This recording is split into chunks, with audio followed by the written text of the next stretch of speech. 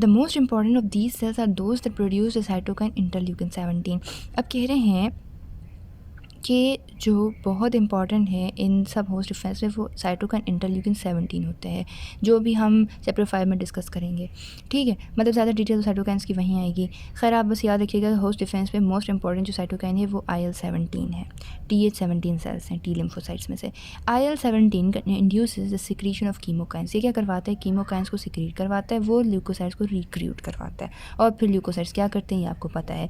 In the absence of effective TH-17 responses, अगर कह रहे हैं कि TH-17 का रिस्पॉन्स अफेक्टिव नहीं है, ठीक है, individuals are susceptible to fungal and, क्योंकि भाई देखो वो काम क्या करवा रहा है, वो कीमोकाइंस करवा रहे हैं रिलीज, फिर कीमोकाइंस क्या करवा रहे हैं, ल्यूकोसाइट्स को रिक्रूट करवा रहे हैं। और अगर ये सब काम नहीं होगा तो आपको पता है सब कुछ उलट पुलट हो जाएगा, तो फंगल और बैक्टीरियल इन्फेक्शन ससेप्टेबल हो जाएंगे, मतलब उनकी ज़्यादा रिस्क बढ़ जाएगा। एंड द स्किन एब्सेसिस और स्किन एब्सेसिस होने लगेंगे that develop are cold abscesses lacking the classic features of acute inflammation, जिसमें एक्यूट इन्फ्लेमेशन का मतलब कोई फीचर नहीं दिखेगा, such as warmth and redness, ये सब नहीं दिखेगा, ये कोल्ड एब्सेसिस बनने लगेंगे। मतलब कि कोई इन्फ्लेमेशन ही नहीं होगा तो कैसा फिर उसके फीचर्स दिखने को मिलेंगे। ठीक है, तो भाई हमने इसमें क्या बोला, हमने ये कहा कि यार देखो कि यहाँ पर अगर ल्यूकोसाइट्स हैं तो उसके अलावा और भी सेल्स हैं जो कि होस्ट डिफेंस में रोल प्ले कर रहे होते हैं, या एक तो डेड और माइक्रोब्स के अलावा ल्यूकोसाइट्स और भी कई रोल्स प्ले कर रहे होते हैं।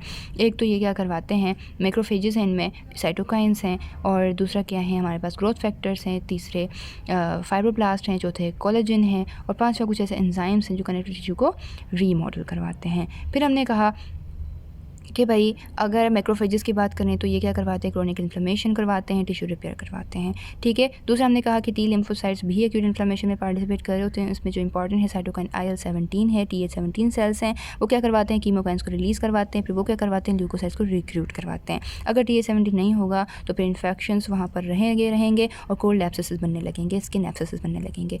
ठीक होगी बात। अब termination of acute inflammatory responses पढ़ेंगे ताकि हमारा ये टॉपिक तो कंप्लीट ही हो जाए। कह रहे हैं कि बहुत से ऐसे powerful system of host defence हैं,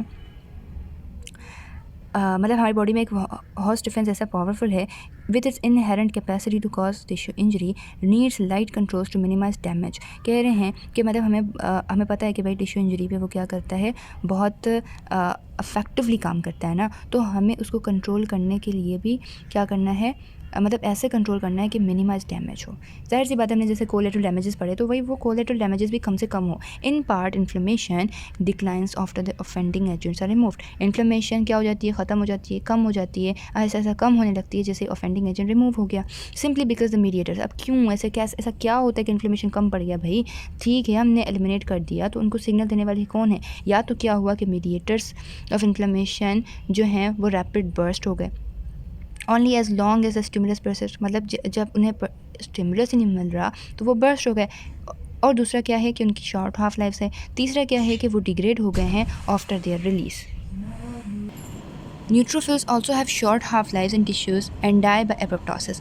अगर ये तो बात थी किसकी कि भाई हमारे मीडिएटर्स की कि वो ख़त्म हो गए, न्यूट्रोफिल्स भी क्या हो गए, डेथ हो गए एपोप्टोसिस के through within hours to a day और 2 आफ्टर लीविंग द ब्लड। 1 या 2 दिन में या कुछ घंटों में ही उनकी एपोप्टोसिस हो गए। In addition as inflammation develops, जैसे ही इन्फ्लेमेशन डेवलप होती है the process itself triggers a variety of stop signals. जैसे इन्फ्लेमेशन प्रोग्रेस लेने लगती है तो उसे खुद से ही स्टॉप सिग्नल्स देने होते हैं।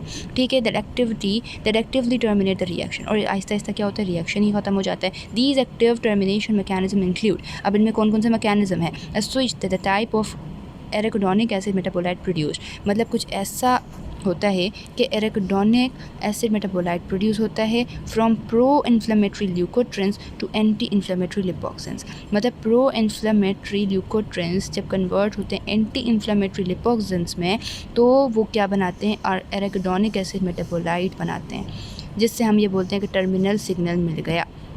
And the liberation of anti inflammatory cytokines, दूसरा ये भी मैकेनिज्म हो सकता है कि एंटी इन्फ्लेमेटरी साइटोकाइंस प्रोड्यूस होने लग गए, including transforming growth factor beta, जैसे कि transforming growth factor beta produce हो गए, IL-10 प्रोड्यूस हो गए from macrophages and other sales. कहाँ से प्रोड्यूस हो रहे हैं, मैक्रोफेजेस और अदर सेल्स से। तो 3 काम अब तक हमने पढ़े, एराकिडोनिक एसिड का प्रोड्यूस होना और फिर ट्रांसफॉर्मिंग ग्रोथ फैक्टर बीटा का आना और इंटरल्यूकिन 10 का आना, ठीक है, from macrophages and other sales. Other control mechanisms, दूसरे कंट्रोल मैकेनिज़म्स जो हम एक्सपेरिमेंटली प्रोड्यूस करते हैं वो क्या है? न्यूरल इम्पल्सेस, कोलिनर्जिक डिस्चार्ज, ठीक है, ये भी एक चौथा मैकेनिज्म है, न्यूरल इम्पल्सेस, कोलिनर्जिक डिस्चार्ज होना, which inhibit the production of TNF in macrophages, ठीक है, ये इनहिबिट करते हैं कि TNF प्रोड्यूस ना हो, मैक्रोफेजेस प्रोड्यूस ना हो, रिक्रूट ना हो वगैरह वगैरह, ठीक है। तो ये 3-4 मैकेनिज्म्स याद रखिएगा कि कैसे टर्मिनेशन हो गई एक्यूट इन्फ्लेमेटरी रिस्पॉन्स की।